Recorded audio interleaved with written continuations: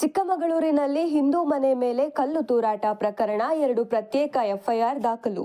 ಚಿಕ್ಕಮಗಳೂರು ನಗರದ ತಿಲಕ್ ಪಾರ್ಕ್ ಸಮೀಪ ಹಿಂದೂ ಮನೆಯ ಮೇಲೆ ಕಲ್ಲು ತೂರಾಟ ಪ್ರಕರಣಕ್ಕೆ ಸಂಬಂಧಿಸಿ ಪೊಲೀಸರು 2 ಪ್ರತ್ಯೇಕ ಎಫ್ಐಆರ್ಗಳನ್ನು ದಾಖಲಿಸಿದ್ದು, ಕಲ್ಲು ತೂರಾಟ ಮಾಡಿದವರ ಹಾಗೂ ಅವರನ್ನು ಹಿಡಿದು ಪೊಲೀಸಿಗೊಪ್ಪಿಸಿದವರ ಮೇಲೂ ಬಸವನಹಳ್ಳಿ ಪೊಲೀಸ್ ಠಾಣೆಯಲ್ಲಿ ಎಫ್ಐಆರ್ ದಾಖಲಾಗಿದೆ.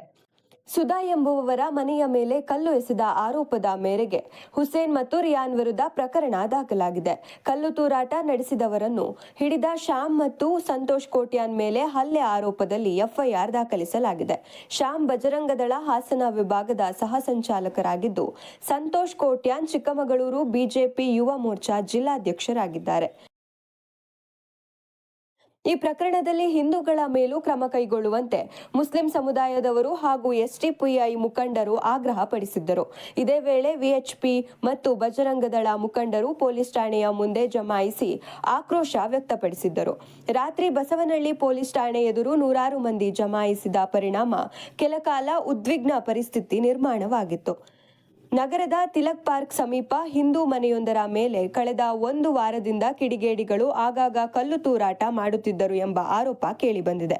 ಸೋಮವಾರ ರಾತ್ರಿ ಕಲ್ಲು ತೂರಾಟ ನಡೆಸಿದ್ದ ಸಂದರ್ಭದಲ್ಲಿ ಬಜರಂಗ ದಳದವರು ಅವರನ್ನು ಹಿಡಿದು ಪೊಲೀಸರಿಗೆ ಒಪ್ಪಿಸಿದ್ದರು.